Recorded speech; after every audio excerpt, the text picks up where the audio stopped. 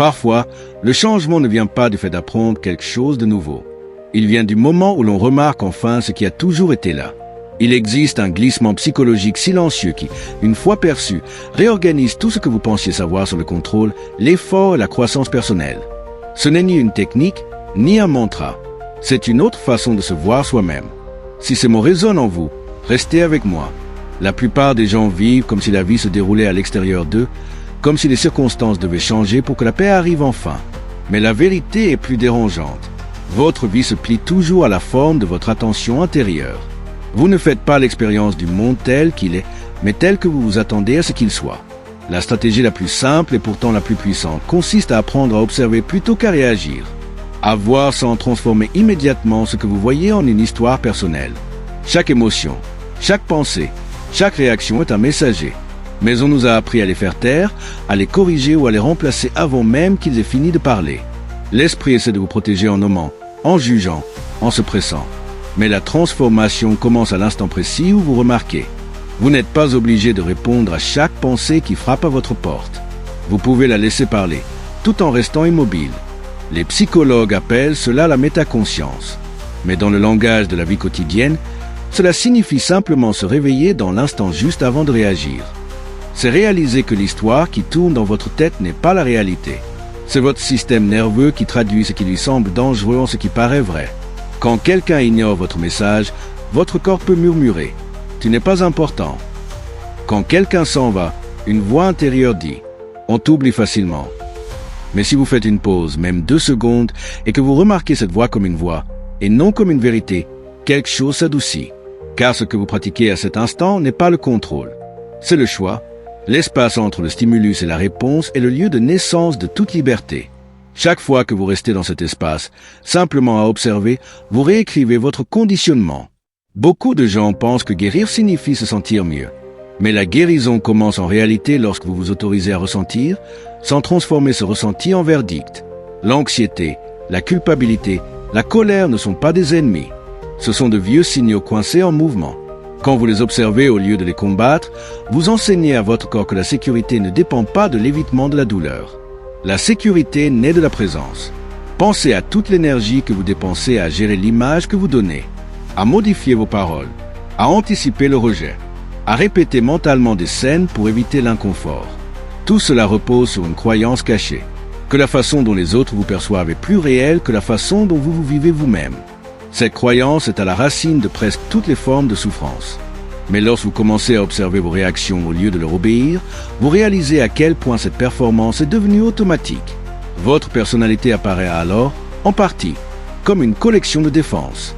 Des stratégies apprises pour rester accepté tout en restant invisible. Chaque fois que vous vous voyez rétrécir ou jouer un rôle, vous vous tenez à la frontière entre votre ancienne vie et la vraie. C'est exactement là que la liberté peut commencer. Pas quand vous changez vos habitudes, pas quand vous apprenez enfin à vous aimer, mais quand vous voyez simplement ce que vous faites, sans honte. Car la conscience, à elle seule, est déjà une forme de transformation. Elle dissout ce qu'elle éclaire, non par la force, mais par la compréhension. Quand vous voyez réellement un schéma, vous n'avez plus besoin de le combattre. Il commence à perdre son emprise. La plupart des gens passent leur vie à essayer de devenir meilleurs. Mais la stratégie qui change une vie pour toujours est bien plus simple. Devenir plus conscient de ce qui se passe déjà à l'intérieur. Observez les pensées qui vous entraînent, les émotions qui colorent vos journées, les histoires qui justifient votre douleur. Dans cette observation, une réalisation silencieuse émerge. Vous n'avez jamais été brisé, seulement hypnotisé par d'anciens sens. C'est étrange de voir comment une seule compétence, la conscience, rend tout le reste possible. Les relations deviennent plus claires. Non pas parce que les autres changent, mais parce que vous cessez de confondre vos projections avec la vérité. Le travail devient plus léger. Non parce qu'il est plus facile, mais parce que votre valeur personnelle n'est plus attachée aux résultats. Même la solitude se transforme. Vous commencez à ressentir la compagnie de votre propre attention. Peut-être est cela, au fond, toute la croissance intérieure. Apprendre à être un témoin plus bienveillant. Lorsque vous commencez à vous voir de cette manière, vous découvrez quelque chose de profond. La majorité de la souffrance ne vient pas de l'émotion elle-même, mais de la résistance à cette émotion. Vous souffrez davantage de votre tentative de ne pas être anxieux que de l'anxiété elle-même. Vous avez peur de la peur. Vous évitez la tristesse en fermant aussi la porte à la joie. Observez dessous cette boucle. Vous apprenez que les émotions passent lorsqu'on les autorise. Vous vous souvenez que vous pouvez survivre à ce que vous ressentez.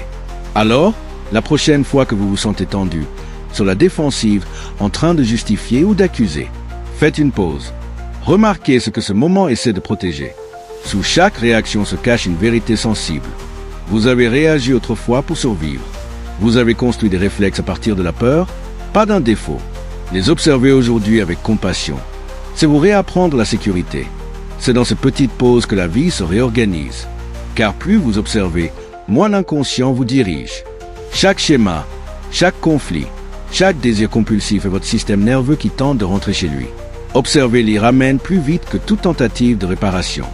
Et le premier instant où vous ressentez la distance entre ce qui arrive et la façon dont vous réagissez, cet instant est un miracle discret. C'est le basculement qui change tout. Vous commencez à comprendre que la conscience n'est pas passive. C'est la force la plus active qui soit. Elle récupère l'énergie prise par l'illusion et la rend au choix. Quelque chose en vous a toujours su cela. Cet espace immobile en vous, celui qui ne disparaît jamais, même au cœur du chaos. C'était la conscience depuis le début. Vous viviez simplement un peu en avant sur elle, perdu dans la réaction. Et maintenant, une question apparaît. Que se passe-t-il lorsque vous cessez de fuir vous-même? Que s'ouvre-t-il lorsque vous restez présent assez longtemps pour que la vérité sous la réaction puisse enfin parler? C'est là que commence la seconde moitié de votre vie.